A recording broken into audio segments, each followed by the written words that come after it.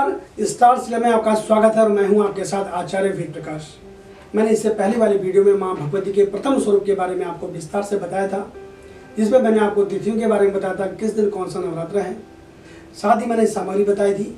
अगर आपको कहीं मिस्टेक हो रही है, कहीं भूल हो रही है, तो आप इससे पहले वाली वीडियो को देखें, जिसमें मैंने समस्त पूजन सामग्री के बारे में आपको बताया है, क्या क्या तैयारी आपको करनी है। उसी तरह से आप सारी सामग्री आप इकट्ठा कर लें। दूसरे नवरात्र के दिन भी आपको प्रातःकाल वो सारी सामग्री की आवश्यकता पड़ेगी जो पहले स्वरूप की पूजा के दिन या पहले दिन की जो आपने पूजा करी थी, उस दिन जो सामग्री थी वही आज के दिन आपको चाहिए होगी। यानी कि दूसरे नवरात्र को माँ भगवती के ब्रह्मचारिणी स्वरूप की पूजा होती है।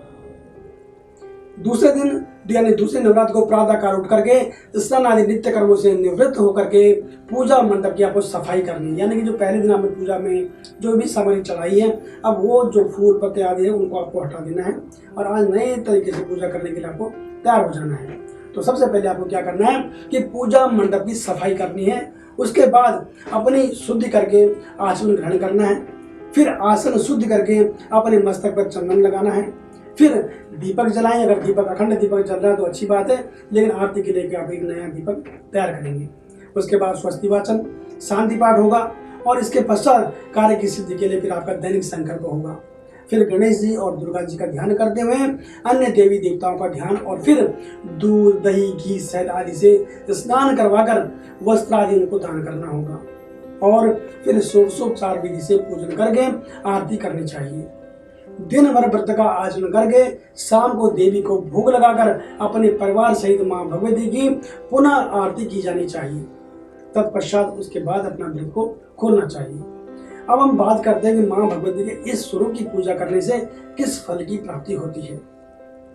दूसरे नवरात्र में मां के ब्रह्मचारिणी एवं तपस्चारिणी स्वरूप की पूजा की जाती है। जो साधक, जी हाँ ध्यान दें, जो साधक मां के इस स्वरूप की पूजा करते हैं उन्हें तप, त्याग, वैराग्य, संयम और सदाचार की प्राप्ति होती है और जीवन में जिस बात का संकल्प कर लेते हैं उसे पूरा करके ही रहते हैं।